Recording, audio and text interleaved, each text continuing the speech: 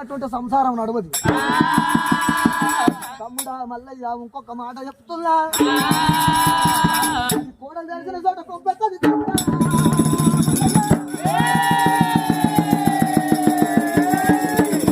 అది ఎద్దెడిసిన చోట యువసన కదిరా.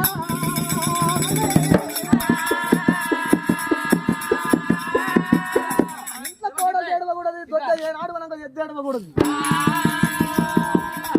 చేతుల చేయగలుపుతా చెంపదెబ్బ కొట్టి బుద్ధి జ్ఞానం చెప్పొస్తానని ఎల్లమ్మ మరి కాయలు కొట్టిన మామిడోలే